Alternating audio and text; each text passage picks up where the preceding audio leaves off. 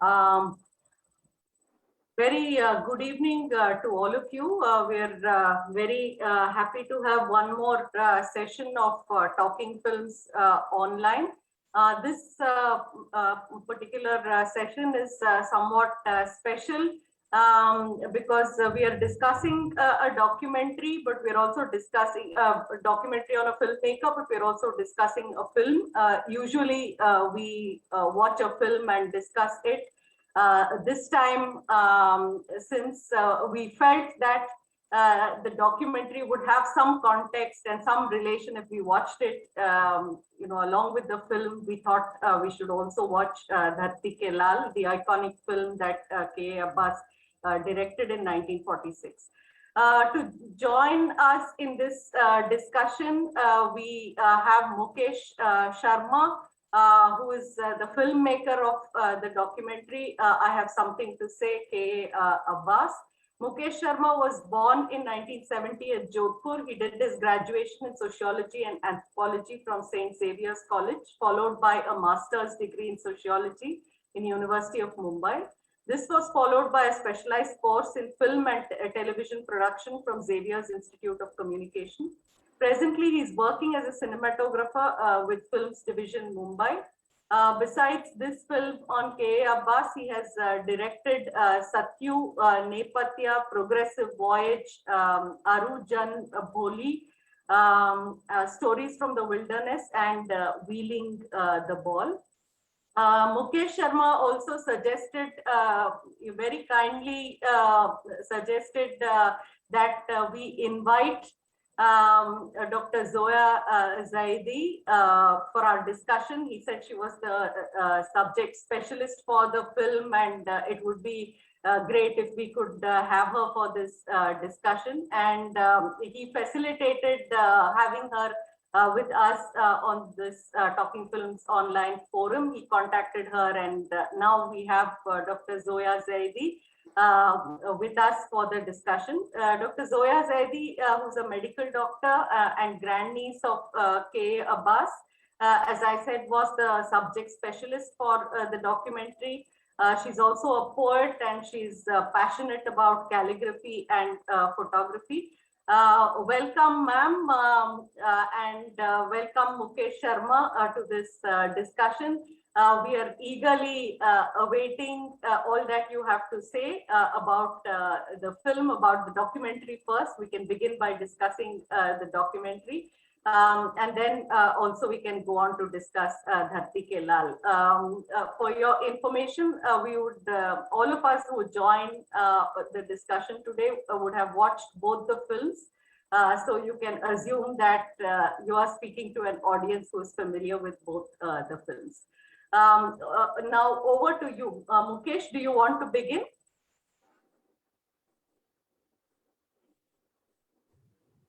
Yeah, I mean, you can ask me questions about the film. I mean, and then I can take it on from there. I mean, okay. That way. Yeah. So one of the questions I had while watching the film was you use a lot of I think footage.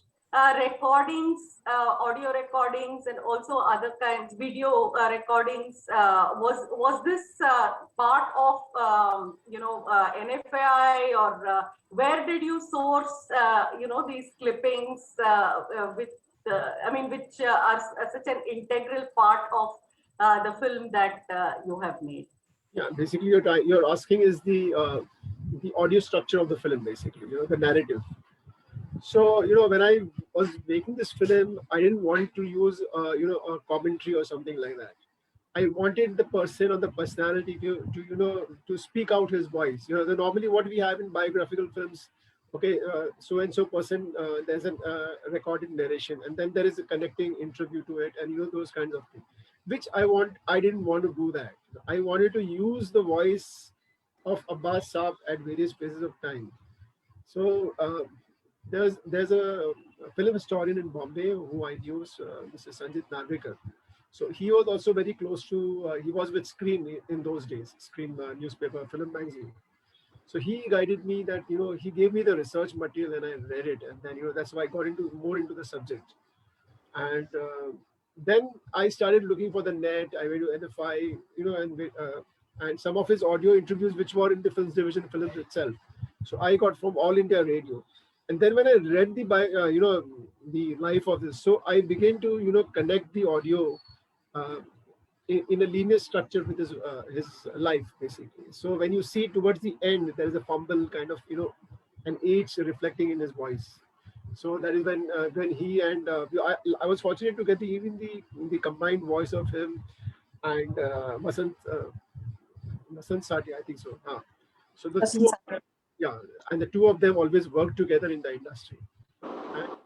And then there is this whole thing that you're 75 now and you've written so that when you listen to that voice, you feel that age coming in, and so I work more on the audio actually when I was editing. So my whole structuring was focused first on the audio, and then I got into the visual structure.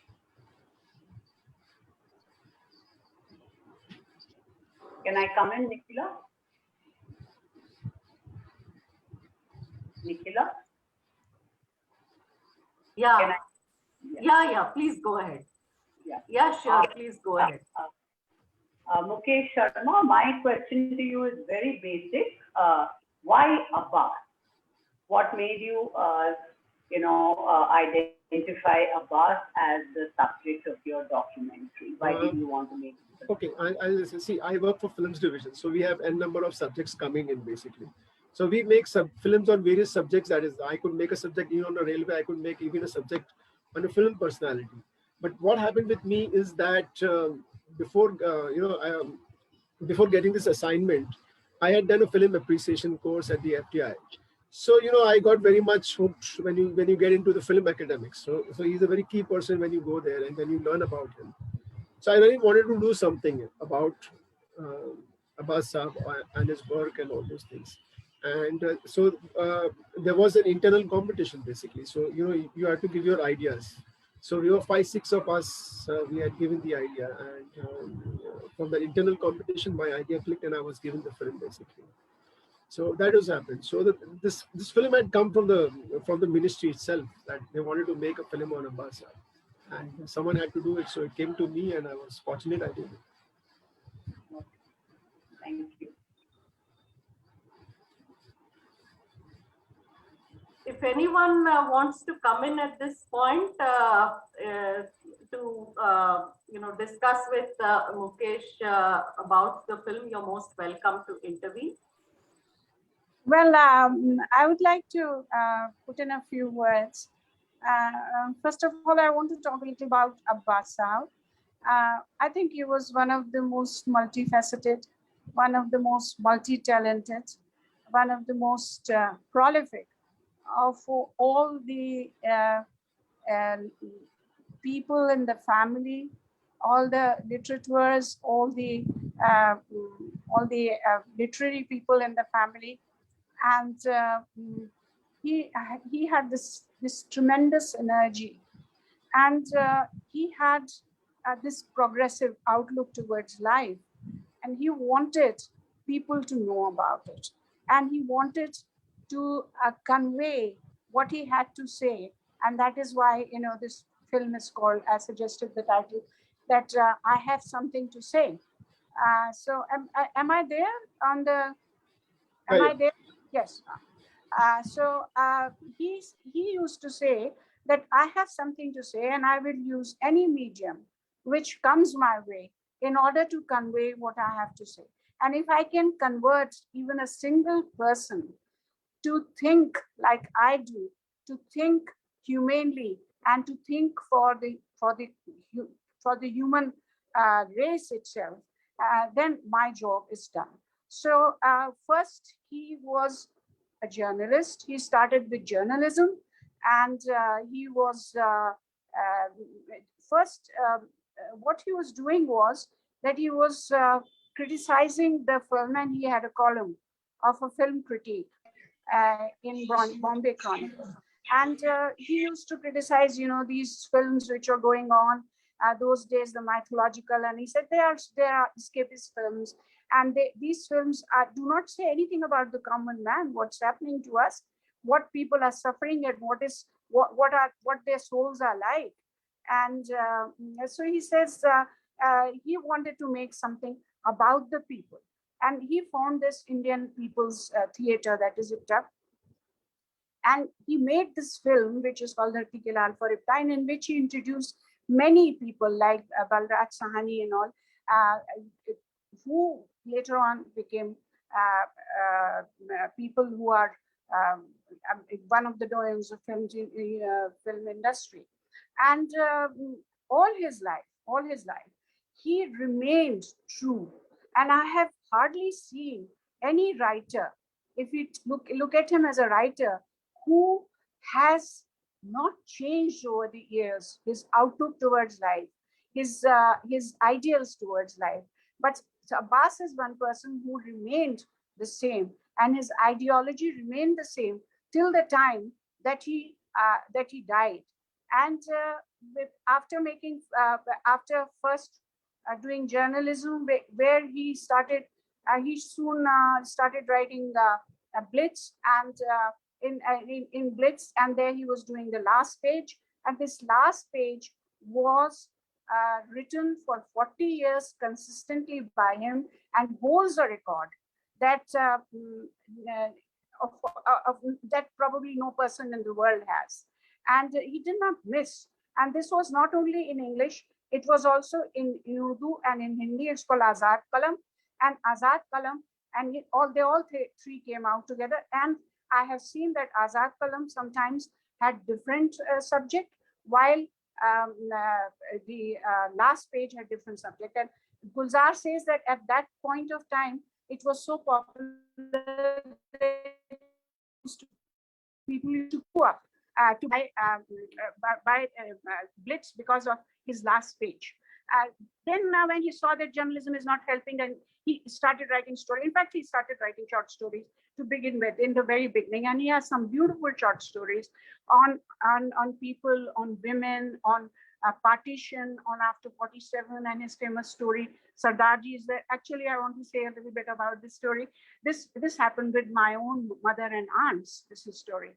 And they shifted to their granduncle's place in Pandara Road from Karol Bagh when Balwais came to their house in Purani Delhi. And there, the Balwais came to their house also, and there was a Sardarji who was living across the road, who gave them shelter. And from his house, they saw their own house burning. And there was this cook of ours who had a pital ka lota. So he was so fond of his pital ka lota, he said, "Main apna pital ka lota," and he literally jumped into the fire to get his pital ka lota. So this was the background on which he wrote this story. And then, of course, the famous court case and all that came out. So again, his ideology is putting forth. And I have selected his short stories in a book which is called Mujhe Kuch Kehna Hai, which is in Hindi. And I think I've went through 100 of his stories, and some of them are translated from Urdu, some from English, and did that. So this was the other aspect of Abbas. And then, of course, his films. And his film, which I would like to talk about, is Shehar-o-Sapna. And this Shehar-o-Sapna was made on housing problem in Bombay.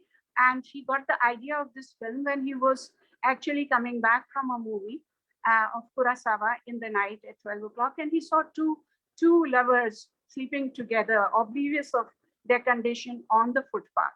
And the idea of this film came to him. And whenever an idea came, he used to write it first in form of a short story.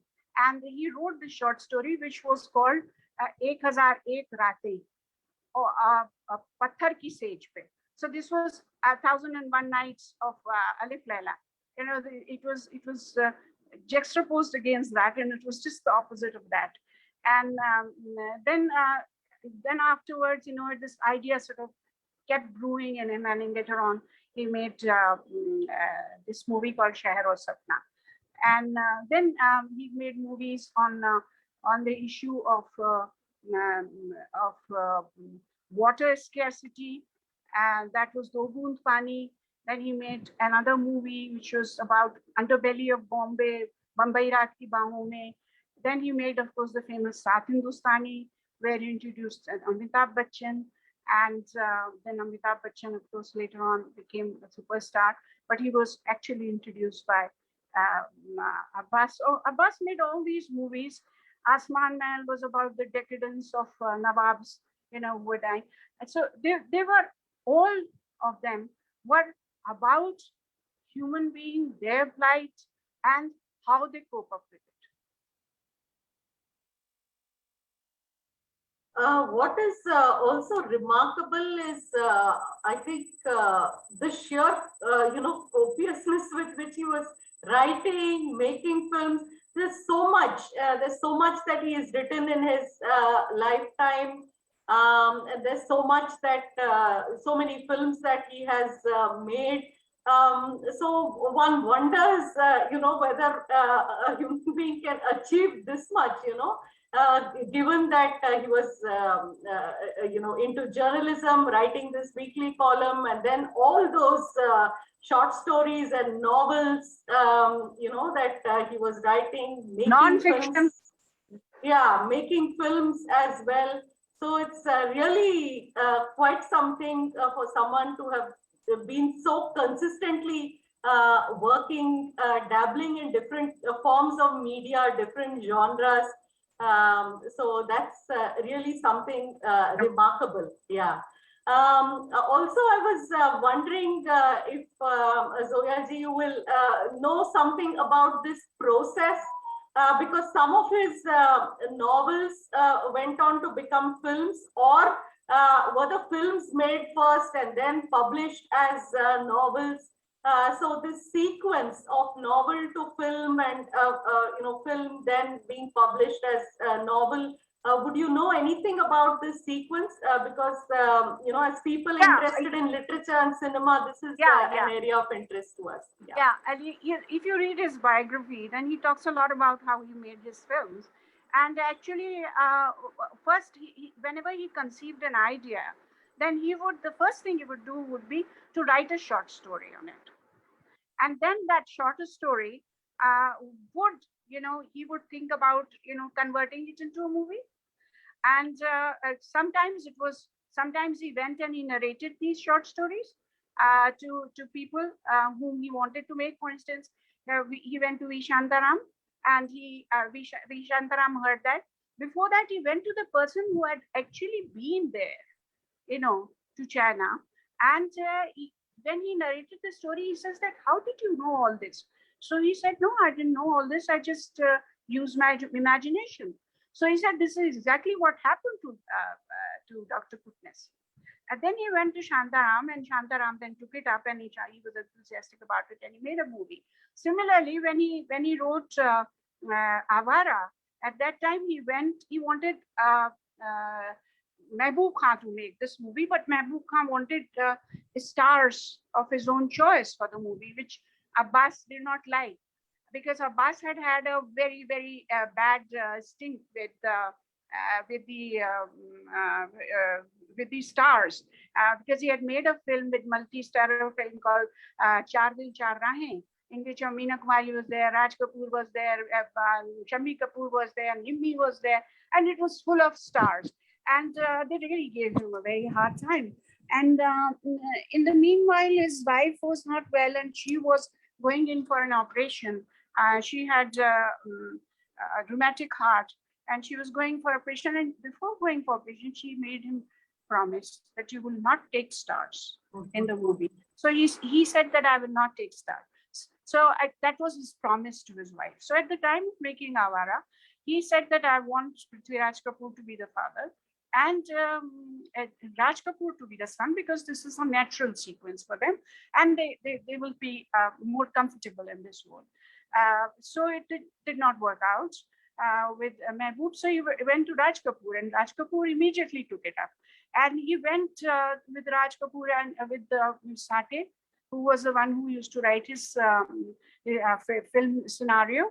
And then there was this songwriter, I forget his name. He was also there for the narration, and he immediately, after listening to the music, he said that Gardish mein tha asman ka tara tha, awara tha. He says that you've said the same thing. We'll call it awara. And then that is how then he had to convince Prithvi Raj Kapoor, because Prithvi Raj Kapoor was a hero at that time. He says, you will be the hero, but he'll be your son. Raj Kapoor will be your son. So that is how he sort of convinced Prithvi Raj Kapoor to take up this role. And then rest is history. They made a very good team. And one thing I would like to say here about style of filmmaking of Raj Kapoor and Abbas. You see, Abbas was a straightforward person. So whatever he had to say, he said it. If you read his short stories and if you see his film, he said it in a straightforward way. He did not put in his own opinion into the movie. He left it to the audience. And that is why his movies were just like as if something is happening. Something is happening in front of your eyes. It doesn't sort of look like a movie. So this way, he was the first person who made art movies before even the name was coined. And in fact, he met Satyajit Ray, and Satyajit Ray said that I would like to make movies like that. And then he went on after 10 years to make Papat Panchali and Apur Sansar and the trilogy and the other movies of his. And but it was Abbas who laid the foundation of the art movies or the realistic movies, which at that time nobody made. So this movie, Dharti Ke Lal, this again is a family grapevine. When it was shown first time in Panipat, that is from where he came. So he hired a small film hall, and this movie was shown. And so people after some time said, "ये क्या है? ये तो हमारे साथ रोज होता है. इसमें क्या नई बात है? हमें तो फिल्म देखनी है, हमें तो मजे लेने हैं." So they started leaving the hall. So he came out and he said that आपके सारे पैसे आपको मिल जाएंगे. बस मैं आपसे ये रिक्वेस्ट करता हूँ कि आप आखिर तक इस फिल्म को देखिए. So that is how he got the people to watch the film. So because it was something so different. So it was really so realistic that people did not enjoy it, and they wanted to enjoy it. That was the time when people used to escape. Cinema was escape, and that is why for a long time cinema remained escapist cinema, and it still is to a great degree. In this movie, he has also used real people. There are very few artists. He's used real people. The crowd scenes are all real. The famine scenes are real. The migration scenes, and the people are coming from Gaon to the Shahar, they are all real. He actually went there and he took special permission to film these scenes. So he really took a lot of pain and a lot of criticism and a lot of effort he made. And when he made this movie, and no wonder, this is one of the movies in the archives of FTI in Pune. So this was his process of making films, and his mind, his thinking. And that is how he decided. Even his short stories, his novels and everything, they are all straightforward. He doesn't use any flowery language. He doesn't use, as a pre-opinionated. He doesn't use anything which is ambiguous or any psychological, penetration. So there are some movies with psychological penetration, but he has written on every subject, on women's exploitation, on 47. He has written on poverty. He has written on exploitation. He has written on corruption. There are so many, like Do Paili Chawal. And there is a beautiful short story of his, which is called, I think it's called something like that. It's a list of everyday kharcha of a person, and in that he writes itne ka ye liya, utne ka wo liya, and he said itne ki sankhya li, and the whole thing the whole story is in form of this little this thing khata bahi khata that he makes. So like he has these stories which are very very large this thing number of subjects that he has touched upon. So I think he is relevant in today's scenario much more than he was probably then. And people at that moment did not realize, but now they are beginning to realize and to know, his importance. I should also at this point let our audience know that we are joined by Binayak Bhattacharya. Binayak teaches in Manipal University and his PhD dissertation has been on IPTA, and one of the films I think that he has discussed is Dharti Ke Lal. So thanks Binayak for joining the discussion today. Also Samvarta Sahil was the one who introduced me to Mukesh and said we should invite him to Talking Films online. And when I asked Samvarta, we'd also like someone to discuss K. Abbas and his entire oeuvre. One of the names he immediately suggested was Paniraj. So Paniraj sir has also joined us today after a long time. So welcome, sir. So we now look forward to Binayak and Paniraj's interventions at this point. Over to you, Binayak. Yeah, thank you, ma'am. And already introduced that I did a little bit of work on Abbas and IPTA. Specifically, the focus was on how kind of a culture of progressive cinema. I mean, in 1940s, 50s, there was nothing called so-called political cinema. What we know as political cinema, that came much later, 1960s and 70s.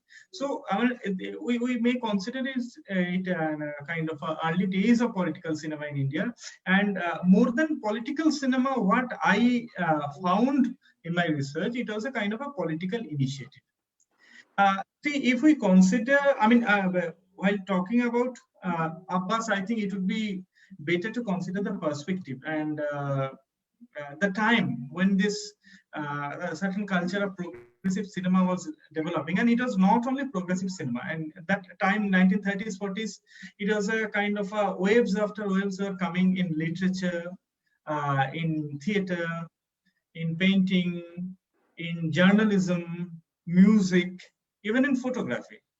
So, and that was not only in India. Specifically, the impetus was the anti-fascist movement, cultural movement all across the world. Along with that, not only anti-fascist movement, what was important is that the resistance offered by the Soviet Union and the entire partisan bloc of the Eastern Europe. So, we have to understand that these two things worked parallelly. One is certain kind of feeling towards the anti-fascist sentiment and the resistance and a possible alternative that the Soviet Union offers. So the debates on cinema was there in India. I mean, what cinema should be there, which will cater the need of the people. That debate was there from the beginning of the film in India, from 1910 onwards. So during 1930s and 40s, as we find a certain kind of a different culture, progressive culture was coming up. The filmmakers or the film enthusiasts, early film critics, they are trying to think of what can be the feasible model for a good cinema. So these debates on good cinema, if you go through the documents, we'll find there are too many times these debates on good cinema, which will serve the purpose of nation building. These kind of debates came time and again. So what happened during 1930s and 40s, along with good cinema, certain sense of good culture came in, and Abbas came from that perspective. So as a journalist, I mean, if we refer to his film Naya Sansar, it's a kind of a semi-autobiographical reflection that a journalist is trying to develop a new culture, a kind of he's tryst for a kind of a truth, proper news, and pro people. This idea is to be made clear of. That is the idea of journalism. What Abbas and that time reflected, that 1930s and 40s, it was not so-called objective journalism. It's a pro-people journalism. When we'll stand in favor of people. So this kind of a humanist, I won't say it's a communist sentiment. It's a liberal humanist sentiment, which brought not only the communist, but a large chunk of artists, performers together under the broad canopy of Indian People's Theatre Association. Now, if we think of the career of Abbas, the film career, it started well before Dharti Ke Lal. When he got associated with the Dharti Ke Lal project, he was already established in the film world, Bombay film world. So, the way I want to see Abbas in the entire perspective of Dharti Ke Lal, that he was a very important catalyst in that entire project. And IPTA's project of Dharti Ke Lal was very important at this moment, precisely because before Dharti Ke Lal, there was no example of collective filmmaking in India. From 1920s, 30s, all across the world, even in Hollywood, there are examples where the progressive technicians, filmmakers, they are coming together. I mean, NY Kino, I mean, New York Kino was one of the important examples where these progressive script writers, actors, film technicians, they came together and tried making a different kind of film. We have this example. We have the Popular Front cinema in France. We have a certain kind of example in China, even in Europe, most of the countries, we have this example. And Soviet Union, of course, it was there as a kind of a model of people's cinema. So the ambiguity that IPTA had, that what kind of people's cinema would be there.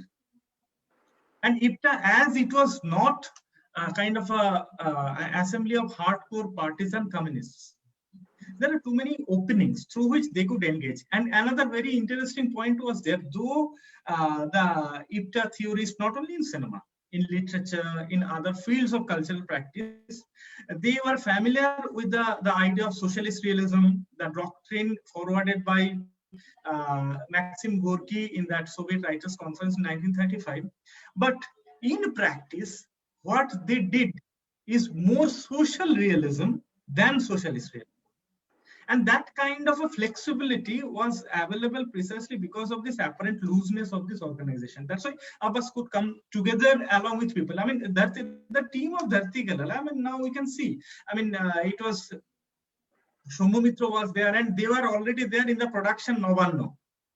And Dharti Ke Lal was a loose adaptation of Annadatta Navanno and all these stories. So in that way, Abbas was a very perfect, you may say, manager. I mean, yeah, I'm not saying it in a very mundane sense, but he was a very good political manager. In Soviet terminology, if we use, Abbas was a commissar of the entire project to address everything, every problem, and finally, and even Abbas, because of his connection in the Bombay film industry, he was also influential in getting census certificate. I mean, that time, that wartime restriction was there. So getting those things, getting permission for shooting, and along with that, creating a certain kind of a avenue for a few new features, documentary features to come in. I mean, this in Abbas's autobiography, he had mentioned that they are roaming around the Calcutta streets to find proper visual and all. Now, it was a completely new experiment, which never came to Indian cinema before Dharti Ke Lal. Now, you even in IPTA's document, if we see, this confusion was very much there. In some place, they are calling it as a documentary feature film. Because it was not shot in studio. Of course, the first part was shot in studio, but an entire part, the most touching and most engaging part of Dharti Ke Lal was shot outside. So this kind of confusion was, and that confusion was very much important. Because that confusion led and it opened the avenue of Indian cinema, which later we can see 1950 Nimai Ghosh came with Chinnamul, the Uprooted, which had a similar kind of, which produced a similar kind of perspective. And further, from 1950s, this new tendency had created its own niche in the mainstream cinema. Now, from this studio production of 1930s, of course, social realism was there. I'm not saying social realism was not there. It was there, very much there. But giving it a political dimension and putting it in a perspective of nation. Now, it's not individual protagonist. I know who is the hero of Dharti. It's very difficult. We may say Balraj Sahni played the role of hero. There's no, everybody is a hero in it, right? Exactly. So this idea of people's cinema, it was trying to develop an idea of people's cinema when there will be no hero. People, all these people, they'll be the hero. I mean, just think of the last portion of Dharti. They are going back to the village. They are forming collective, and a new festival was coming. So everyone is hero.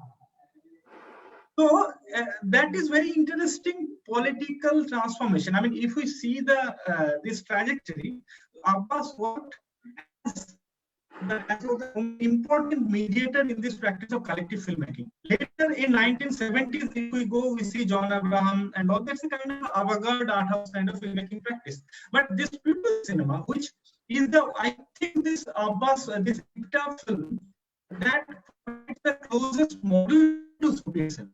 You are working within the mainstream. You are working with common people, so you are not working with kind of a very niche audience. So, in terms of production, in terms of filmmaking, We lost your audio.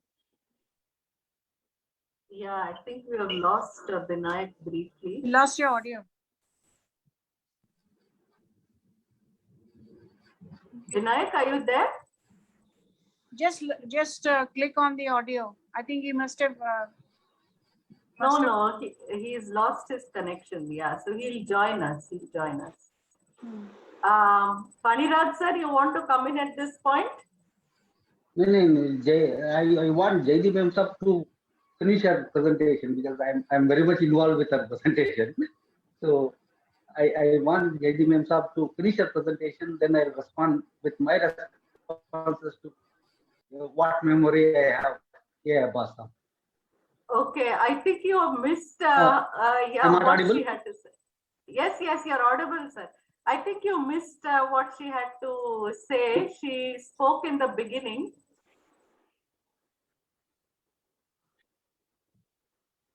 No, I followed the documentary and whatever Zaidi ma'am was telling in documentary and continuing. So I want to finish her and then I will add what kind of memories we have about for our generation, what we have about Pajabasa. Okay, sure. Binayak, are you back? I think he's having trouble joining. Anyone else? Yeah, there is Binayak.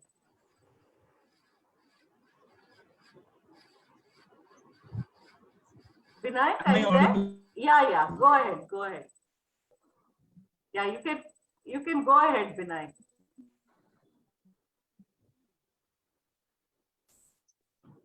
No, he's again lost. His audio is not working. Okay. Zaidi ma'am can continue and then come back. No? Yeah, Binayak is back. Yes. I don't know. Sorry for the English.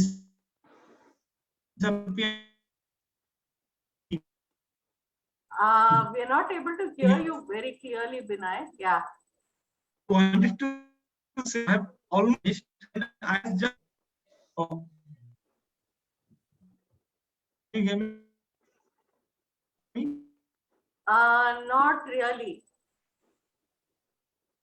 At least I'm not able to hear you very clearly. My connection is also poor, but I don't know about the others. No, we can't hear him. Yeah. No, we can't hear him. We can ask somebody else to speak.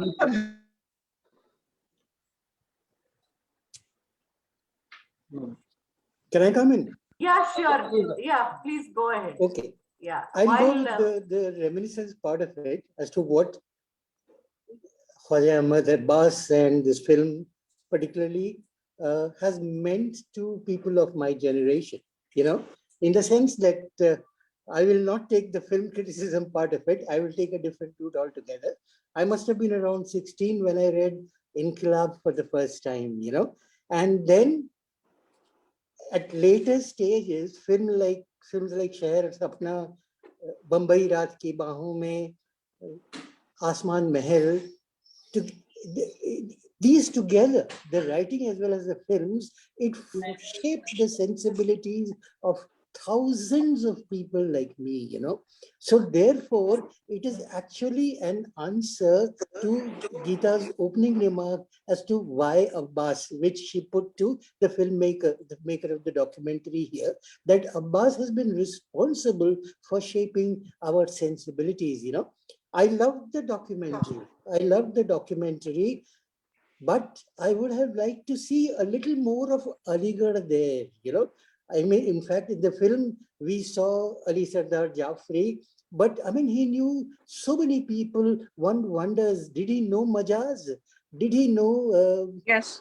you know, there are so many people, Mahmoud Zafar and Sajjad Zahir, all those Oh, who formed yes. the progressive writers movement. Yes. And what would have been, we know that he got drawn towards the reading of nationalistic literature at the insistence of a particular librarian. But the interaction with people, Rashid Jahan must have been a very huge influence in his life, you know, and therefore I would like to dwell upon that period of Aligarh in the 1930s, which was a kind of a crucible for all these young people, which included Khwaja Ahmad Abbas and some kind of personalities which was anti-national, it was pro-people, it was individualistic, it was happening, you know. Maybe the film should have dealt a little more with that, you know. Again, I will come back to anecdotal when I talk about Dharti Ke Lal as a film, because Dharti Ke Lal, it started a film not only trend, not only of social realism, but this whole, I mean, it has been taken on the Navanno by Bijan Bhattacharjee, which was an iconic play of that time.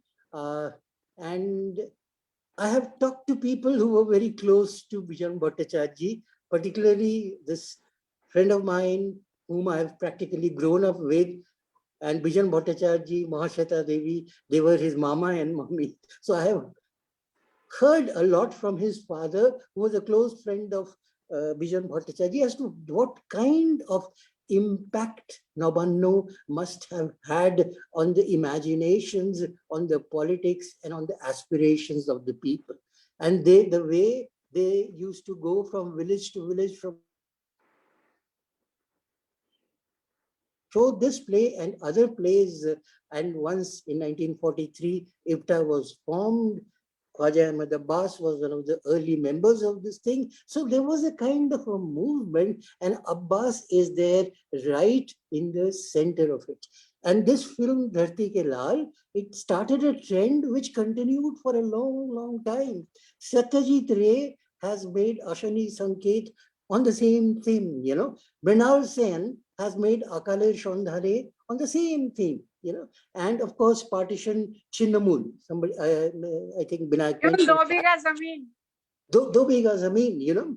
I mean, that was about social realism, but I'm talking about the early partition, the nationalist sentiment, which was, you know, and somewhere Aligarh had a very big role to play in that, you know. That probably we should talk a little more about, you know.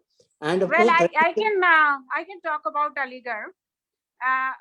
Abbas his understanding, his political understanding, his progressivism, his humanism, his realism. It all started in Aligarh itself, and in fact, he knew Rashid Jahan Begum, and in fact, he was very friendly with Birjis Apa, who was her sister, and the girl in Inqilab, who is his paramour. is her actually.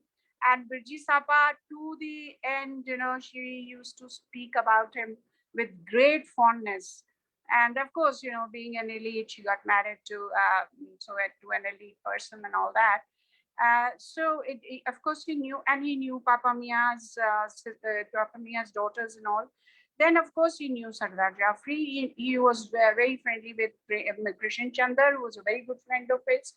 And all the progressive writers, of course he knew Banne Bhai and the rest of the progressive writers.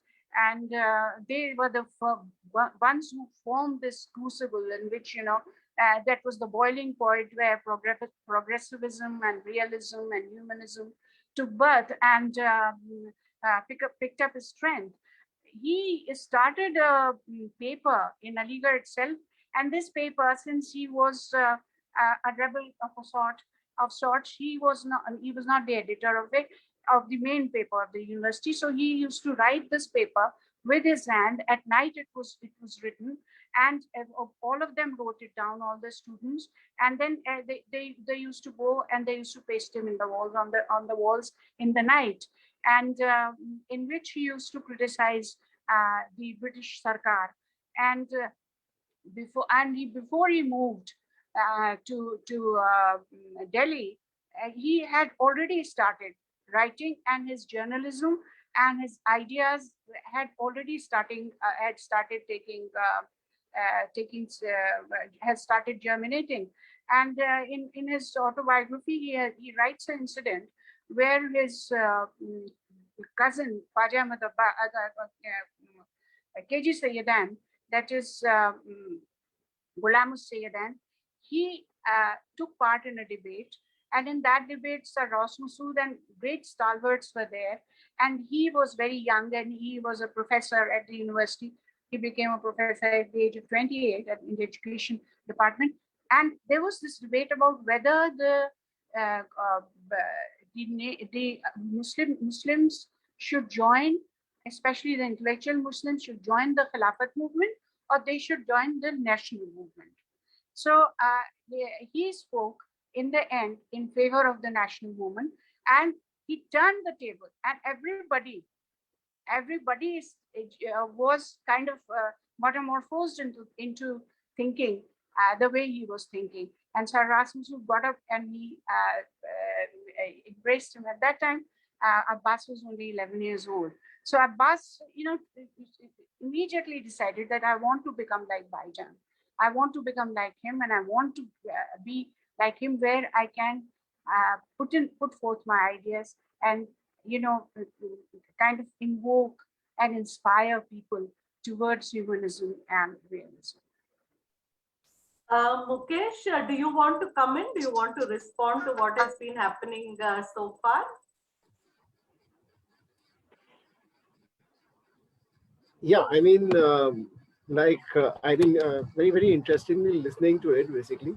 So, I would also like to add that he was influenced.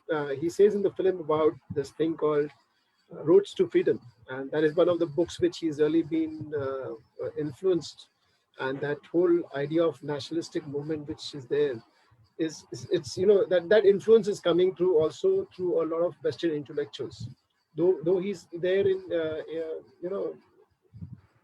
a part of that, he's growing up in that what do you call the independent struggle period.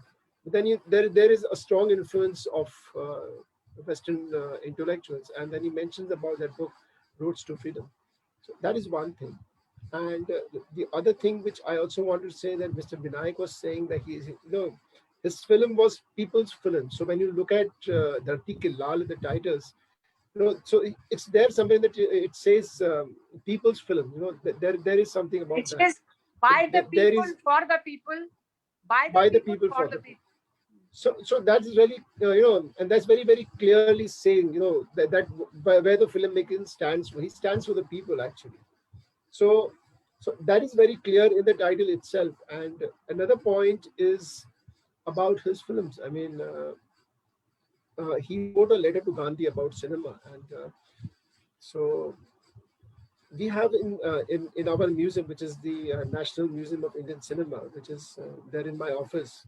So we have a special section on that, of Abbas and his letter to Gandhi. So if anyone visits after the lockdown, I hope this lockdown gets over and people can come to the museum and watch it. And there is this entire section of Abbas and Gandhi letters by Abbas's letter to Gandhi. So that is the entire section over there.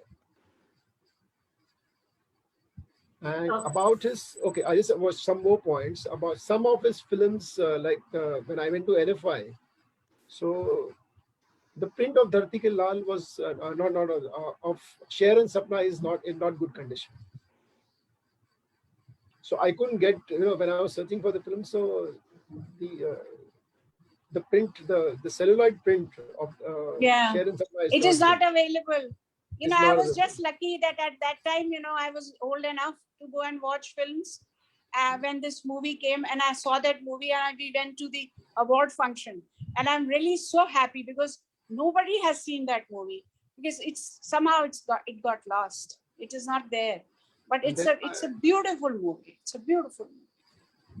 And then after that, which I also like, I got a chance and I sat down in NFI and I watched these films, and I liked Bombay Raat Ki Bahoon mein, actually. I somehow liked the film very much. It's since I grown up in Bombay, so I could feel it, that Bombay still remains the same, whether you're in the 21st century or that pulse of Bombay is still there. And you can feel that Bombay is an integral part, though he comes from Aligarh and Panipat, and he travels down. But his entire vibration of Abbas Saab is very much close to Bombay. And I mean, I can feel that in his work and his films, in his writings. He knows the soul of Bombay. Yeah, he knew it. I mean, you could feel it. His whole Iftar movement, his activities. He has a book. He has a book, Bombay, My Bombay. Yeah. So that's what the reference I have made in the film, basically, of P. Sainath talking about the changes that came in Bombay after the 84 riots, the mill strikes, and the rise of Shiv Sena and all those changes. So that is there in one of his books, which Sainath mentions, and that's where we try to connect his association with Bombay. So you feel that he's more Bombay at soul, you could so. Yes, very much so. I agree. Yeah. You can ask him. Vinayak, you did not finish what you were saying when you got disconnected. Do you want to come in now? Yeah, I think I'm audible now, right? Yes. And visible. Okay, thank you. Actually, that time I was concluding what I wanted to say. That is, if we see this entire trajectory, which is coming from the studio films, social realist films, with a kind of a social responses towards social injustice to a certain kind of a political commitment. So, film with a political commitment, that was not there in the vocabulary of Indian filmmakers. Of course, I have personal commitment, but film is film. Politics and film, mixing them together and everybody was confused. It's not that this effort did not happen. I mean, the Congress filmmakers were there, specifically in Madras. There is a strong association of Congress-oriented filmmakers. Yet, it did not take proper shape. IPTA in his manifesto clearly mentioned we want to make a film, and when the film came up, and that's what we see. I mean, which came here in the discussion. That is the people's theater. I mean, the word which comes there. That is people's theater stars the people. Okay, that is a one block. It says film by the people. Exactly. So this is a kind of a proclamation. It's a deliberate thing. It's not accidental. It's not incidental. It's deliberate. So this deliberate effort of political filmmaking that came for the first time in India by then. That's why I'm saying it's a much closer to the initiative, whatever was happening, and it's not an avant-garde practice. It's made for the masses. So that's why it's much closer to the initiative of Soviet Union, and theorizing film. It's not only kind of just talking about the art cinema. In Soviet vocabulary of that time, when for my research, when I was going through their documents, I mean, very surprisingly, they started talking about film in typical Leninist terms, which is very interesting to see. And in our IPTA documents, we find a certain kind of reflection of that, how to organize it. I mean, film becomes a very conscious element of political mobilization. It's not only a propagandist material, but also a form. So that is this maintaining this dialectics that was very important. And Abbas was one of the anchor of this entire project. That's why when IPTA got disintegrated after 1948-53, we see a large chunk of people they are going towards in that kind of a very institutional form of filmmaking practice. But whatever was there, that is whatever we know as Nehruvian cinema, actually this practice, the entire IPTA practice laid the foundation of Nehruvian cinema. Because Nehruvian cinema talks about a certain kind of optimism. That optimism was very clearly laid out in IPTA culture of films. Okay, so that's why Abbas becomes very important. And one more, this is a kind of trivia. My tryst with a copy of Dharti Ke Laal. Okay, when I joined PhD in 2010, I had 3 key film texts. One was Dharti Ke Laal, one was Nicha Nagar, and third one was Chinnamul. Chinnamul, I got a copy. That because I was in Jadavpur, and from Jadavpur I got a copy of Chinnamul. Nicha Nagar, accidentally I saw that one DVD print had been released of Nicha Nagar, so I got it. Now the problem was with Dharti Ke Laal. First, I went to NFAI, National Film Archive, and I watched the film. The print was not great. There are problems, scratches, and all. So I was looking for, but going to NFAI and watching a film again and again is not possible. So I was looking for a digital print, and it was nowhere available. So one day I could locate in YouTube, somebody had posted a song from the film that Apna Zawan Pe Tale Dalo, that Tripti Mitra was singing that song. So then I messaged the person on YouTube. Then he replied very enthusiastically, but after that suddenly he got vanished. Again, I found one portion on Dharti Ke Laal, somebody had written that it's a good print and all. Again, I messaged that person, and that time the social network Facebook was not this abrupt. Then finally, I got to know that in Delhi, Samat, that Safdar Hashmi Memorial Trust, they are celebrating some 75 years of return. They will be screening Dharti Ke Laal. So in 2 days notice, I took a flight and I went there. And that time I first faced a digital print is actually available, what they are screening. So 2 years, but that time also I could not get the print. After 1 more year, I got this print simultaneously from 2 sources, because I have used all the sources to get the print. I got one from Delhi and one from London. So, but both of them are equally bad. And NFA, I don't know whether National Film Archive, they have taken a project to restore the film. Whatever print we have is not a very good quality. And if it is not restored, then it will be very difficult to have this film for future. So yeah, this is my story of getting Dharti Ke Laal. Yeah, thank you. Okay, thanks, Vinayak. Anyone else who wants to come in at this point, or does Mukesh want to respond to Vinayak, or Zoya Ji, do you want to respond to Vinayak? Yes, Mukesh, please go ahead. And it's not a response to anything. I just want to share basically. Abbas Saab really, he really stood by his words, and he stood by his principles. So it's something very difficult to find a man like him today.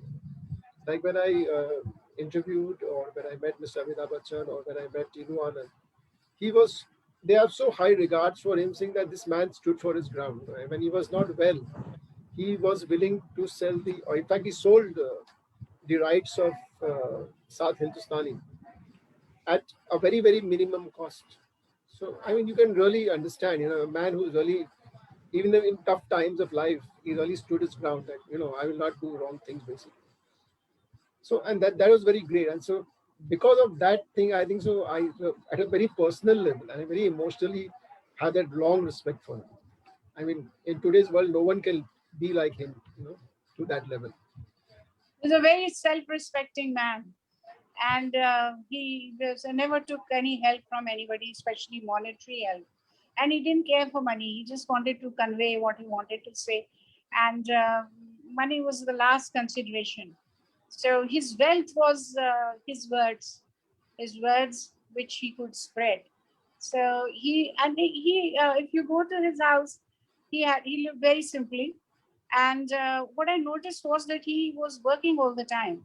And for instance, on Thursday, he had to give his last page. So on Wednesday, he would be sitting and writing his page in the drawing room. And people would come and go, children would be playing, there would be dogs and cats and everybody around. And he was there, with this concentration. And he would write. And once I asked him, I said, Mamu Bachu, that's what we used to call him. आप disturb नहीं होते इन सब चीजों में? नहीं, मुझे कोई खास फर्क नहीं पड़ता.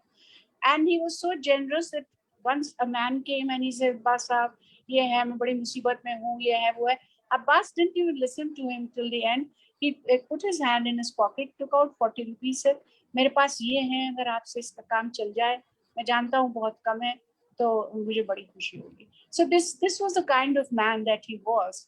And naturally, since he was that kind of a man, so he was not rich and he didn't make any money, but he was rich in content of what he made. And that has enriched not only literature, not only journalism, but film world as well. So, I think being that prolific and multifaceted, that was something which only a very dynamic person like Abbas could. Yeah, I mean, like in this film industry, what you're seeing today, and it's very difficult to imagine a person like Abbas Saab in this world, basically.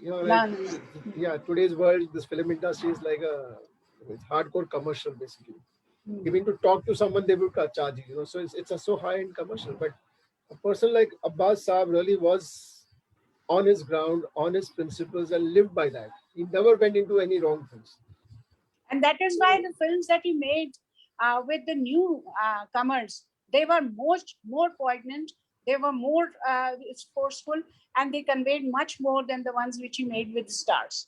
Because he had to, then contend with the stars. So that's why the movies that he made himself were the most profound movies. And I think that a man like him is born once in a lifetime or once in a century, and he should be shown more and he should be popularized. There should be a retrospective. There should be many retrospectives on Abbas. In fact, when I was studying in Moscow in the 70s, I saw a retrospective on Abbas, and I saw most of his movies, which I had not seen because they were made when I was not even born. Most of them were made then. And I remember Shahru Sapna was the only movie which I was old enough to see. And we used to travel 40 kilometers every day just to see that retrospective. And when we sat and we saw the movies, people behind us, just like Sholay, would be repeating the dialogues and the next scene. They loved the movie so much. Like I remember that in Avara, the mother comes under the car, and somebody behind me says, "Arey, ye to uski niche aa jayegi, main nahi dekh sakti." It was like that. So he was very popular in the progressive circle, and in the world he was much more popular. He used to go to Soviet Union, and he also had a lot of connection with the political people, like with Nehru. Nehru was his ideal, He interviewed people like Gagarin, like Khrushchev, he writes that at 5 o'clock early in the morning, Maulana Azad को वो उसमें interview करने गए, उनके साथ उन्होंने चाय P फिंजान के अंदर, things like that. And he interviewed Nehru on a horseback. So he interviewed these people, and of course Mrs. Gandhi, he wrote 2 books on Mrs. Gandhi, Return of the Red Rose and That Woman. And so he was also, in touch with these people who meant something, who were building India. So he was able to somehow resource for his movies and make those kind of movies that he made, in spite of the fact that he hardly had any money. In fact, for Shahar O Sapna, everybody contributed, and when they got the award, he distributed the award amongst all his actors. So only Abbas could do that sort of a thing. Once, for I think for Awara or for 420, Raj Kapoor gave him a car, and he sold that car, and he paid all his debts. That was for Bobby. That was for Bobby. Yeah. Bobby was the last movie actually he wrote for them. In fact, 50% of the success of Raj Kapoor should go to Abbas. Of course. Because if Raj Kapoor's, all the ideas of his films had come from Abbas, whether it was Awara, from Awara to Right Till Bobby, and I think so even the last film was, I think so, scripted by Abbas. Yeah, so, as Javed Akhtar has said rightly in your movie, that their combination was really fantastic. Abbas wrote these movies, wrote the script and the stories, and Raj Kapoor had the knack to make, the showman had the knack to make them commercially viable, and separately they would be not at all commercially viable. So that was true. The combination was great. Yeah. So that chemistry, to a large extent, I mean, Raj Kapoor was, they were part, like 50%. I mean, and he was an intelligent man. Yeah. I mean, if he's a showman, then the credit also, I think so, Abbas Saab is to be respected or credited for the success of Raj Kapoor's films. Oh yes, I agree with you. Yeah, anyone else who wants to come in? Yeah, Nikhila, this time I want to add some things. Please go ahead. I'm from a generation after Abbas has done his films, because we never got to see his films, earlier films, what he made before Raj Kapoor's. Because I was born in 1962. There was no chance that I could see Abbas Saab's films. I mean, made by Abbas Saab. When we 70s, when we were youth and we are coming, I mean, post-emergency, we were in left movement, we started hearing about IFTA. And IFTA was well and over then, but the reminiscence of IFTA was there, and the stories used to be following there, and we have been talked about in classes, in left movement, student movement classes, youth movement classes. We were talking about the periods from 1930s to 1950s, the left movement, left cultural movement, IFTA, and all that. And there, Abbas Saab's name used to come and his role in films. There we heard about his films, but they were not available. The sources were not available, and we could see the films. Only films in bits and pieces, what we could see was for Hindustani. So otherwise, we were completely lost, except then in the 80s when we started seriously studying films with all these stories of IFTA. But one thing always remained was Bridge and Last Page. Well, we were reading that in small town libraries which were available then, and Bridge used to be available there. And we used to read it, and Abbas Saab somehow become a legend for us. I mean, we were in left movement, left student movement, left youth movement, and reading Abbas Saab. But that was a romantic thing because Abbas Saab was not like a typical communist of 70s and 80s. Abbas Saab was not talking in terms of program and a kind of a jargon. He was speaking so freely. He was so romantic. Then we started gathering what would have been 30s and 40s humanism. I mean, it used to be a real humanistic socialism, which was possible with so much romanticism.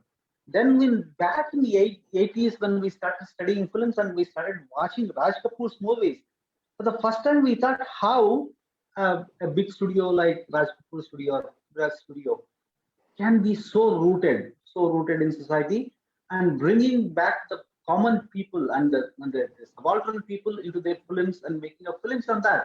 Then we started understanding the importance of Abbas Saab. So the part of Mukesh's documentary, then I started understanding what role Abbas Saab played in Raj Kapoor's film.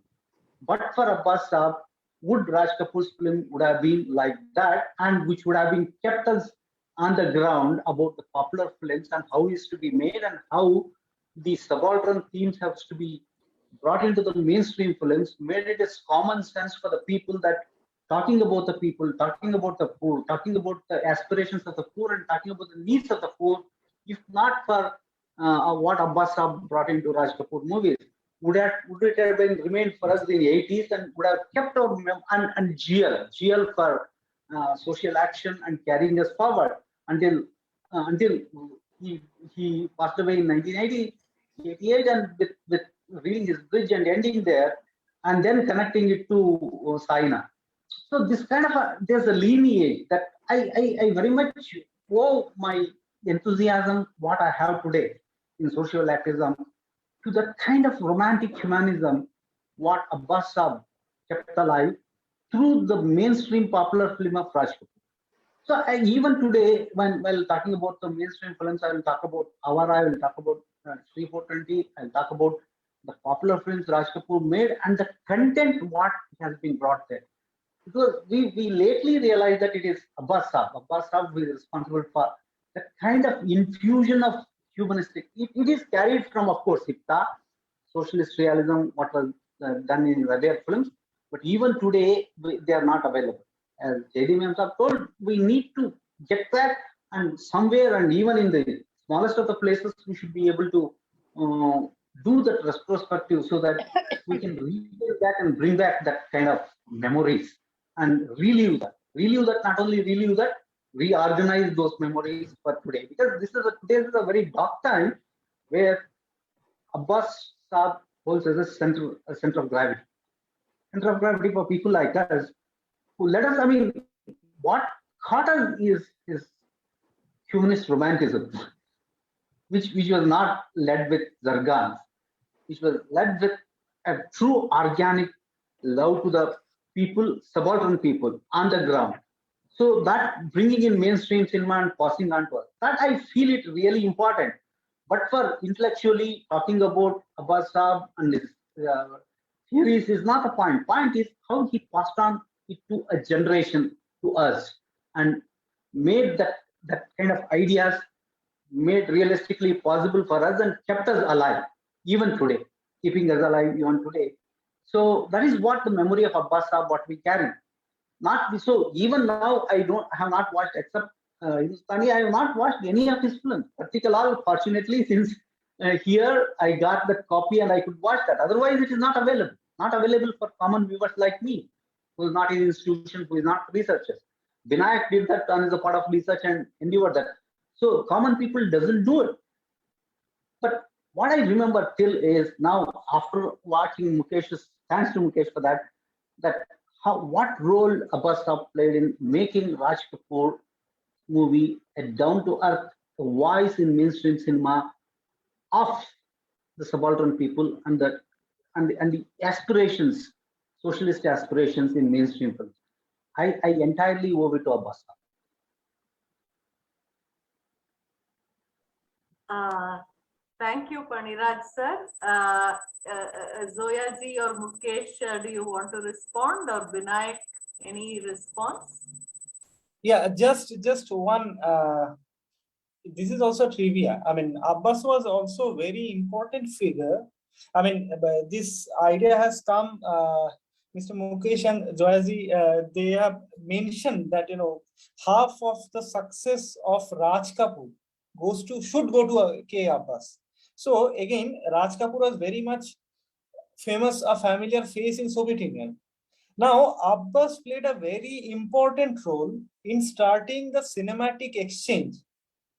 Ideally, the films going from India to Soviet Union to regularize the process, he played a very important role, and that started with his 1952 film Rahi. I think this is the only film Abbas did with Devanand, right? Yeah, muted. Joyzi, you're muted. Yeah, and that print is there in NFI. I've seen that print. Yeah. So that's a fair enough print in NFI.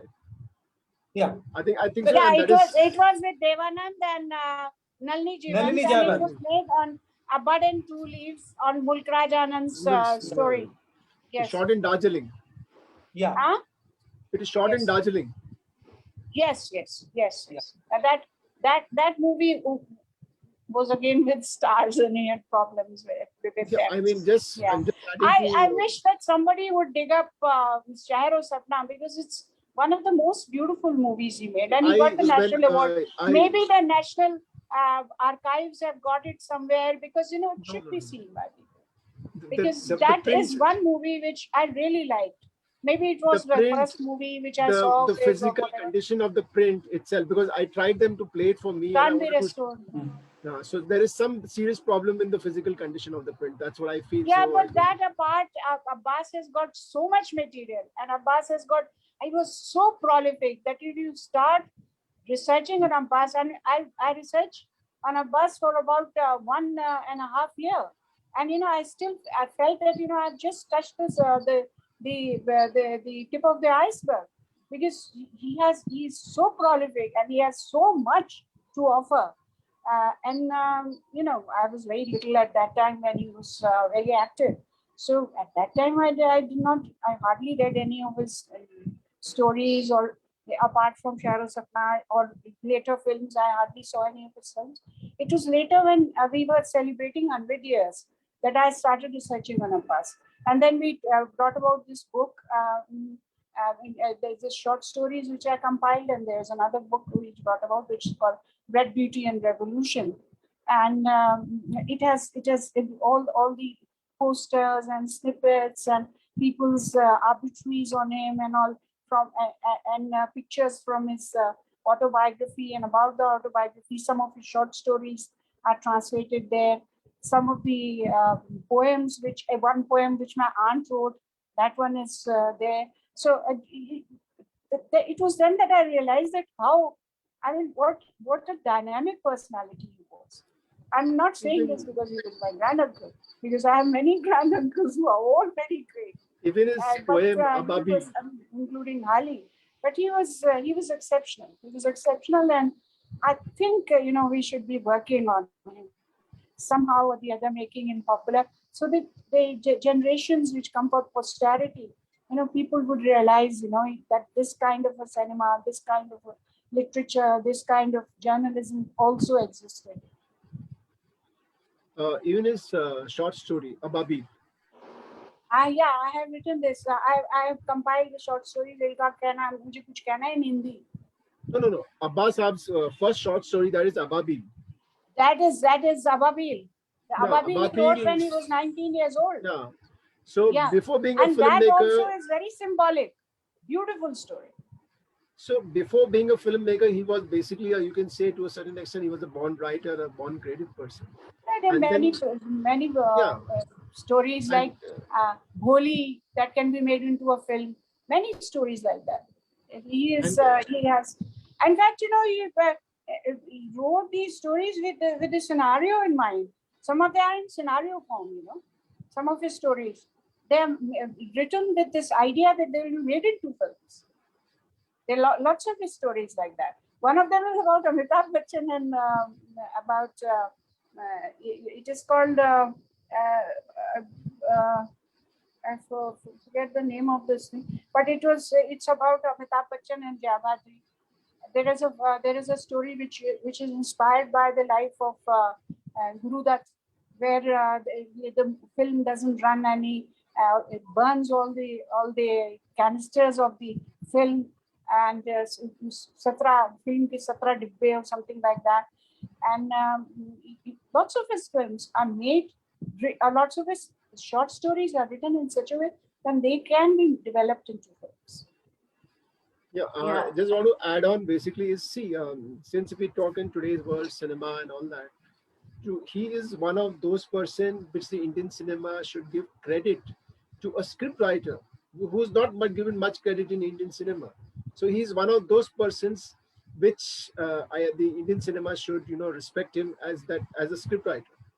He's the one who gave so much brilliant ideas to the directors, and he made them, and he gave a new dimension to the Indian cinema.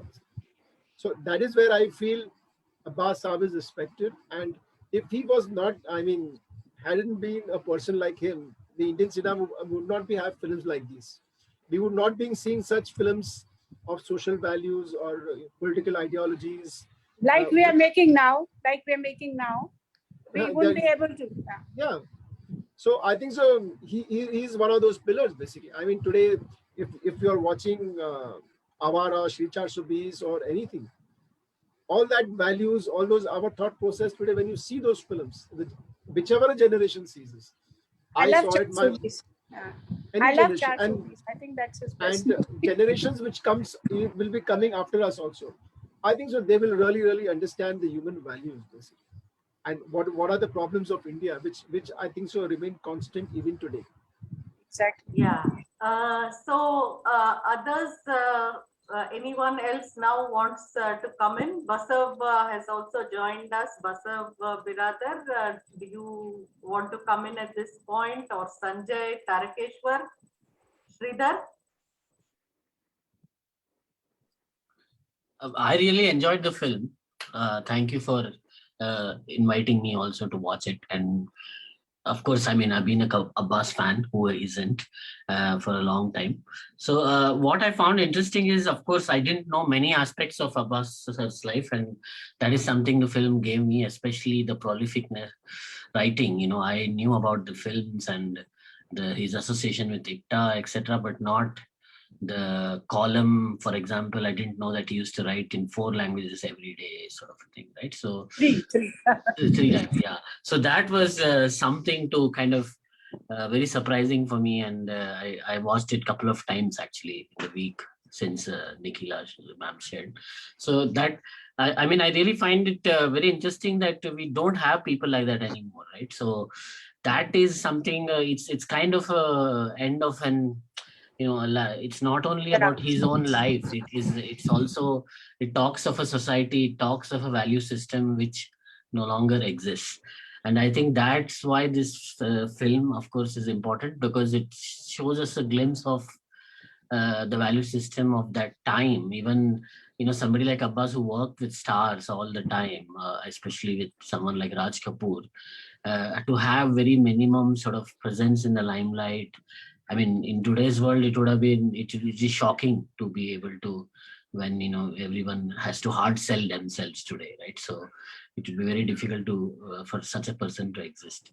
So that's something which it's really, I think, is worth in gold in terms of this film, because it kind of is a testimony to the time, and also a certain kind of political awareness and you know, all that also, right? So not just about making films, or not just making art, but also you know, working, I mean, or making art which reflects your time and which actually is trying to deal with the, you know, the problems of the time, right? So it's not like, it doesn't exist in a vacuum basically, right? Like most of the Bollywood today exists in kind of a vacuum, right? It's its own world.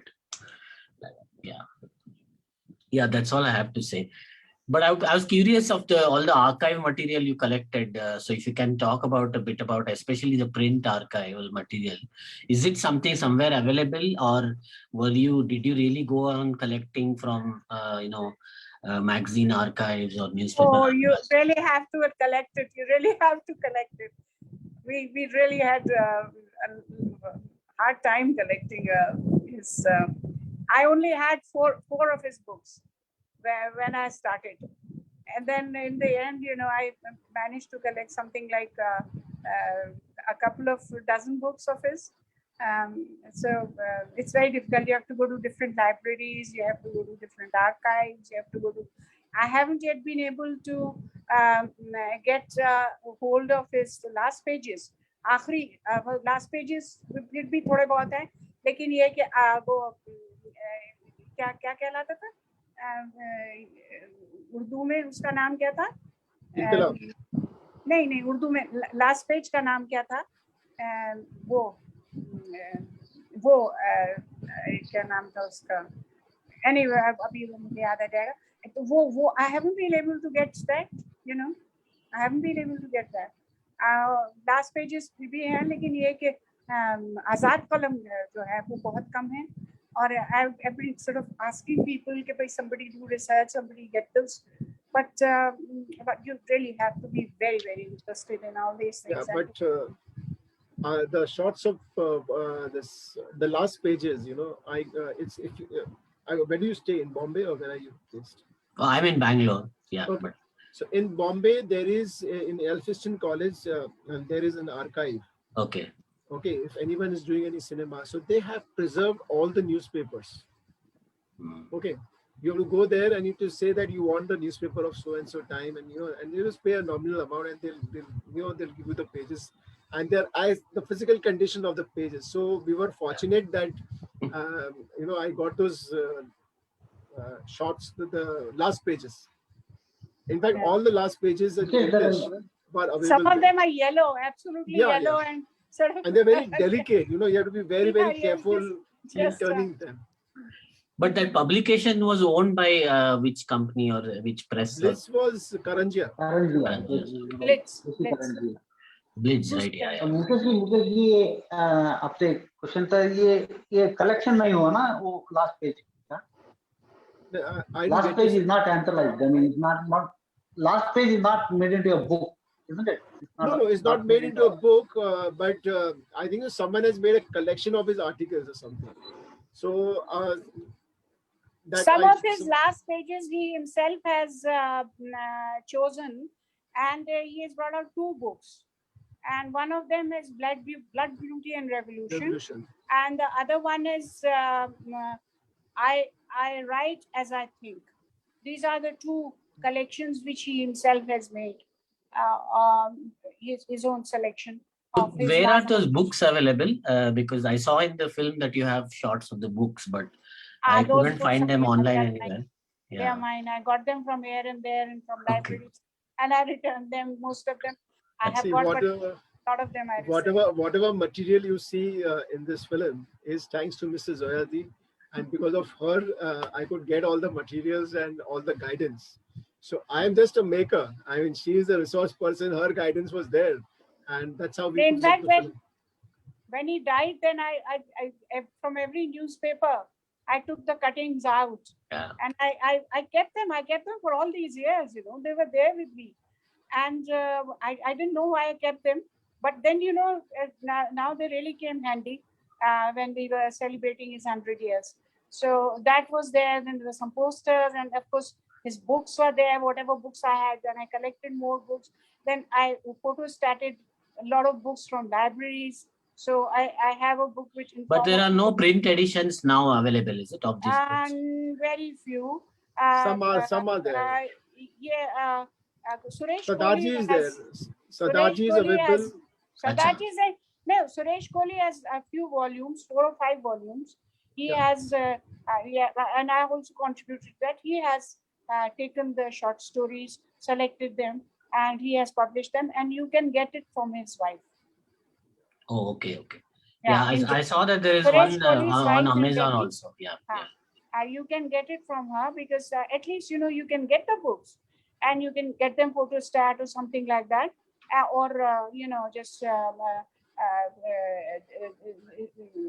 Scan them and make your own, bind them, and you can, because there's so many of them, and it's really worth reading.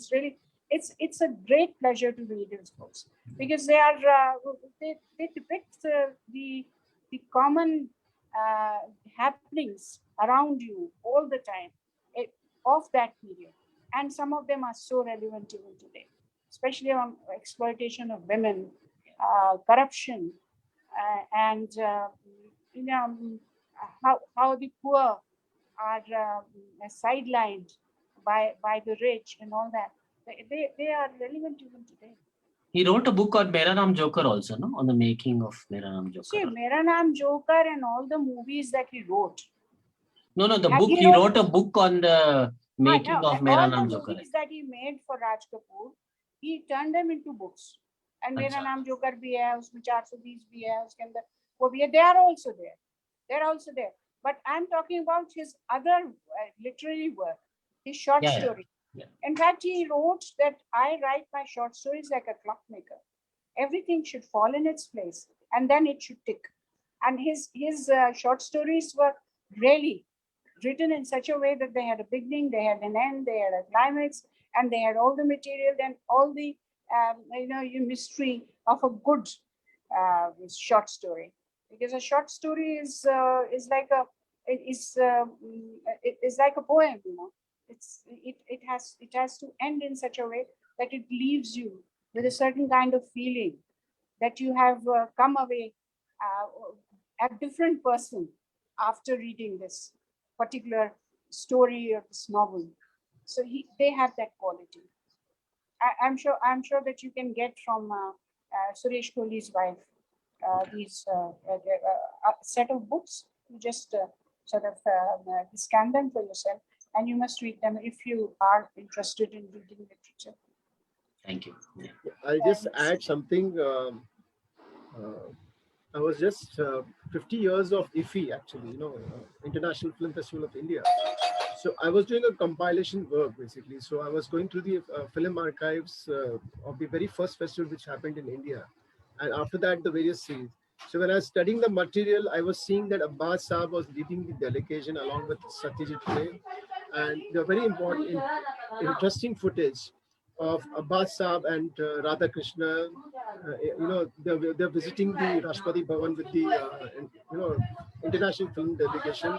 There's a tea party, and Abbas Saab is always there with Satyajit Ray and the other well-known filmmakers from the world. And so then you could really realize the presence and importance of Abbas Saab at that point of time. That the country really understood that yes, this man has potential. Of course, Satyajit Ray was there; he had become a big name, but still, Abbas Saab was, the Indian. The India really respected him as their filmmaker, the people's filmmaker. Yeah. So when I see that archive, I was very, very stunned with that moment of him, being respected by the president of India at that time, and very, very, very, those moments. There's no security. There's this, there's very informal interaction happens. So when you see those footages, you really feel yes, there is. He had access to Nehru always. He could visit Nehru anytime he wanted. Nobody would stop him. So much was his closeness to Nehru. He even went in a plane, his hired plane, and he took some rice to Kashmir for Nehru. He's done all those things, and there he read his Sardarji to the troops, and in the beginning they were very angry, and then they got up and they embraced him and things like that. So he was respected in Kashmir. He was respected in Soviet Union, and he had connections, and he was very simple, in his, and he didn't sort of make any effort to. He just would go and present himself, and that was enough for people to get impressed by it. Even the filmmaker Mr. Sanjit Narvekar, who helped me in Bombay, was working with screen, and during the last couple of years of his life, we were very close to Abbas Saab, and he used to go to his house and all that. So when he's saying, like, they say, okay, let's go. So he thought that okay, Abbas Saab will have a car and we could sit in the car and go. He's saying, no, hum bus mein jayenge. So he realized that this man is so casual, very down to earth, very simple kind of a person. So he was saying, then he was, when he was telling me his stories about meeting Abbas, it was so simple, that difficult to find a person like him. Was there any connect between Abbas Saab and Ritwik Karak? Because both of them were one was in Bombay and one in Calcutta. Was there any connect between Abbas Saab and Ritwik Karak at any time, at any point of time? To my knowledge, what I have not come out any material which says that there was a connection. They must have happened, but there's no material but there was a strong connection between him and Mrinal Sen. Okay. Anyone else? Yeah. Go ahead. Because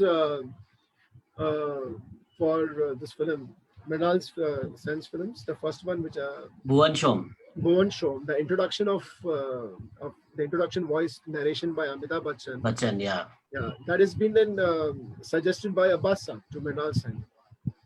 And because he was looking for a person who has a very clear Hindi and very strong, clear pronunciations of Hindi. So when Abbas was doing the post production of Saath Hindustani, so he suggested that you can use this man. He's so and so person. He's got a very good Hindi voice, so try him. And that's how Amitabh's voice came in the Pawan show. Yeah, I mean, I have one question for Mukesh ji. I think so. With how did you decide on the approach you wanted to take for the making of the film? Because of course, you're talking about a person who's no longer there, so there are many ways to approach such a subject. No, like we have seen different filmmakers approach differently when you want to go about talk about a person who's no longer living. So I wanted to understand how you kind of arrived at the sort of the narrative, or what was your entry point at least to how you wanted to do it. My idea was to since he was not there, so how do I show, like I don't want to show a person in a past tense. Basically, I wanted to show him in a very present kind of a thing, that he still exists. So that was this whole idea. And then I focused on his narrative, which I didn't want to put any narration or scripted narration or something. So I looked for audio this thing. So I had done my basic research about Abbas Saab's life. So as I did his study about his life and his structures, so then I looked for audios according to that, and then I placed the audio narration according to his interviews, his clips of interviews. So I structured the audio into a narration, basically. Those interviews that way. So it gave you a feeling, or I don't know. I mean, that's upon the people who see it.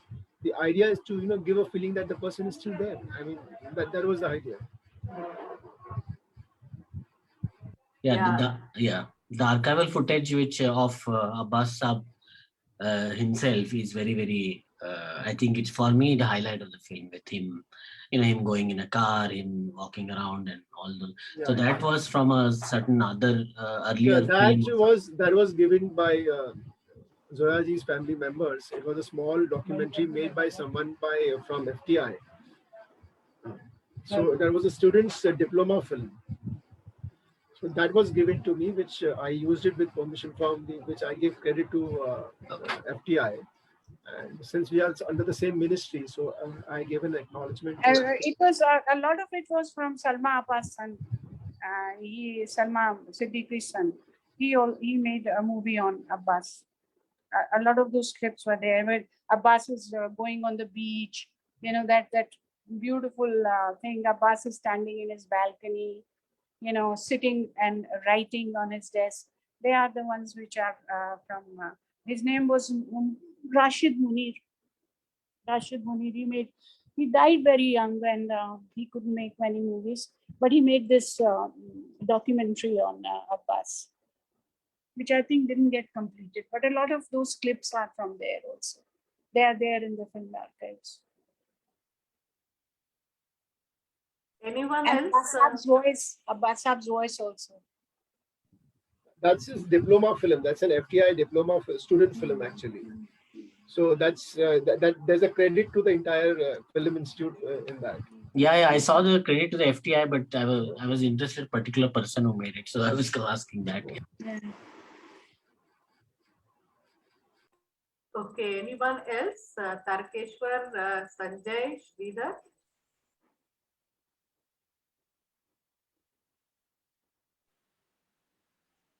Yeah, go ahead, Tarkeshwar. Thank you for the entire documentary and the discussion.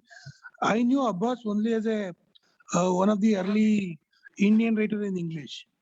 So, as part of reading history of Indian writing in English, I had read Abbas because he was the second generation writers after the trio in Indian writing in English after Mulk Rajan and others. So, apart from that, I didn't know much about him. Though I had seen Raj Kapoor films in Doordarshan, but I never associated Abbas with that because what we get as part of literary history is something different from his contribution to the Hindi films. And I didn't know much about Abbas as a Hindi writer, Urdu writer, and as a journalist. So thanks to the documentary, I could understand his entire contribution.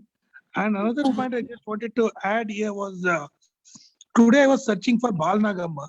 Somehow I landed up with a Russian book published in few years back, and most of the it was about India. Most of the articles are in all the articles are in Russian, but they had an abstract in English. So, but not even the name of the authors, but only the abstract in English. So, in one of the article, which was about I think Indian films and Russia, Naya Samsar is mentioned as a kind of Indo-Soviet joint attempt, and one of the first Indian film festival that happened in USSR, in Russia. That was Afanasy Nikitин, Bardesi. That is in the Soviet venture. Not Naya Sansar. Naya Sansar was about this journalist, who's trying to sort of say his word and is not able to. It's more autobiographical. This one is called Afanasy Nikitин, who was a traveler who came to India, and it's his story, and that is an Indo-Soviet collaboration. Okay. Naya Sansar is also with Nargis in it. Naya Sansar is also the name of the production house of Abbas. Yeah, I mentioned about the production house. Yeah, that was the name. Yeah, that's the name of his production house. And then Avara was one of the films that made it big in USSR. That was part of that festival that happened in Soviet Russia then. So these are the information that I got while searching for something else today. So it was only coincidental. Thanks for the documentary, and thanks to everyone for the discussion today here. Thank you. Yeah, anyone else? Sanjay?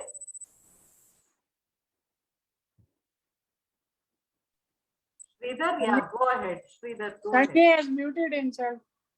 I just want to thank you. I just want to listen only. I enjoyed the movie and documentary. So I just want to listen people to know more about Abbas. Okay, okay. Thank you. Sridhar. Thank you very much. Yeah. Okay. Anyone else? Binay? Any other interventions? I think we had enough intervention and too many, and actually it was very helpful for me because now I'm working on a particular topic like influence of Soviet cinema on Indian cinema. So for that, I think this discussion would help me a lot. I mean, specifically the archival resources, whatever I got to know. I definitely need to access specifically this library in the Elphinstone College. That would be, I think, very helpful for me. And another thing, whether if anyone knows, I mean, once I have gone to that Russian Cultural Center in Bombay, they don't have much documents. So if you know any of the place you can try are, Delhi Cultural Center, Russian Cultural Center. Delhi. They also don't have much documents. I mean, I need documents. I mean, library they have, but the documents and old records, I did not find. So that you will get a Moscow. See, you can try a little bit of Asiatic library in Bombay. You are placed. Okay. Where are you placed? I'm based in Manipal. Okay, Manipal. So you can also try the Elphinstone College. If you get into Elphinstone College on the first floor, there is the State Archive Department that is run by the state government of Maharashtra. Okay, so I really don't know whether it's open now because of the lockdown, but post-lockdown, I hope it's open and you can go there. There are a lot of researchers who come there from all over the world, and on Bombay and everything is. So you can, the newspapers portion which I documented and shot it, it's available over there. I mean, the old newspapers which you want, if you tell them, they'll help you on that. Also, you can Exactly. you can also try Asiatic Library in Bombay. Okay. So I think they should really help you. I mean, and then National Film Archives also should be there. I mean, Yeah, NFI I know, NFI archive I'm familiar with, David but also has something, but not on films, but on his literary AMU library. and if you want any digital old coverages and all that, so you can come to my office in Films Division. We have a free digital archive library, so people can come there from Monday to Friday on working days, from morning 10 to 6 in the evening. yeah. So you can sit down and you can ask for them. They'll help you in searching the material, whatever you look for. Yeah, I think all these things I have to explore, and I'll be in touch with all of you. This is very anyway. Maybe it is not only because of some philanthropy. Also, I have a particular interest. It's good. It's good. It's good. Yeah. I mean, Yeah. at least you are doing research rather than doing MBA and all those kind of things. So you're keeping the passion of creativity alive and academics alive. So that's very important. Yeah. So I appreciate all those kind of things. Yeah. Thank you. Binayak, you told Nehruvian films. What are the Nehru films? What you call? Yes. Sorry. You told Nehruvian films. I didn't get it. What is Nehruvian? Okay. Nehruvian films is a broad nomenclature for the films released during 1950s, which had the ethos of the Nehruvian socialism. So ideally, I mean, it is a kind of a very, just like, I can tell you in one line, there will be one protagonist who will be in a very impoverished, poor state, and who will be striving for his survival, but he will be dream of some very good future. And the entire film, there will be a tone of optimism. So that's why we attach this kind of a spirit. I mean, you can see it in mostly in Raj Kapoor's films. That, or just think of Raj Kapoor production, wood polish kind of a film is very closely associated with the Nehruvian idea of construction and national reconstruction post-independence. So that entire film, we usually call this type of films as Nehruvian films. Okay, we'll discuss about that, and I have to discuss some South Indian films which are not Nehruvian, but is somewhat class culture and that, and we'll discuss. Okay. Okay. Any other comments anyone else wants to make? If there's nothing else, yes. So Sridhar. one thing regarding the film I got to know is that it is a reflection over Bengal famine. And IFTA and as part of IFTA, they traveled Bengal widely, and most of the actors in the movie also, Dharti ki Lal, are from IFTA. So that's why the film is really appealing, and actors and all that, so production, content, everything. So I like that. See, the bringing that whatever they have seen in the villages, they brought and shown it in a family, in an individual family. So that's a beautiful thing. So in that way, Bengal famine, entire thing, whatever people have, millions of people undergone, they have shown in one family's life. So in that way, it's a beautiful presentation. So yeah, I mean, it's all the Nicha Nagar is also there. No, I think Abbas only wrote that, if I remember. So Nicha Nagar is an adaptation of Maxim Gorky's novel. So straightforward communist sort of storyline. Nicha Nagar is literally where people living downstairs, down the hill and up the hill. The rich people live on the hill and the poor people live below the hill. So it's a very, of course, as sad a film as Dharti Ki Lal in terms of storyline, but it had that spirit of Marxist spirit, and it was a direct adaptation of Maxim Gorky. So a lot of early work of Abbas was direct. I think only Raj Kapoor, like I think in the film also we see that only Raj Kapoor kind of took Abbas's stories and screenplays and made them commercially viable. Otherwise, before them, they were a little bit more on the what would you say, alternative, maybe we can call them, not mainstream works, right? Yeah. I think Jagte Raho is also Abbas. Yes. Yes, yeah. That was the first collaboration. Yeah, and that doesn't have that classic Raj Kapoor touch, though. It's a very Abbas film. Yeah. It's a beautiful film. Correct. Yes. Yeah.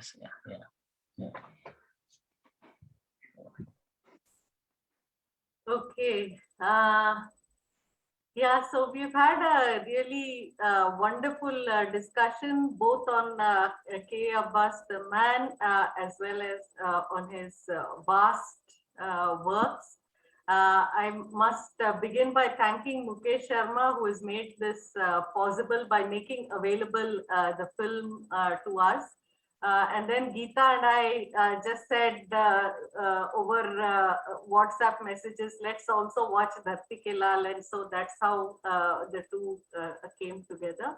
I thank Dr. Zoya Zaidi, Madam, for joining the discussion today and for giving us so many insights into the K. Abbas that she knew and she's been closely associated with. Thanks to everyone for joining in the discussion today. Have a very good night and see you all next Saturday at 9 p.m. For another round of film discussion. Thank you. Thank you so much for inviting. Thank you. Thank you. Good night. Yeah, good night. Vinayak, thank you very much. Vinayak, thanks. Thank you. Thank you. Yeah. Yeah. Thank you so much. And Paniraj sir, thank you. I'm part of you, Nikhila. Yes. Yeah. Okay then. Good night. Thank you. Good night. Bye. Bye. Bye. Yeah, good night. Bye.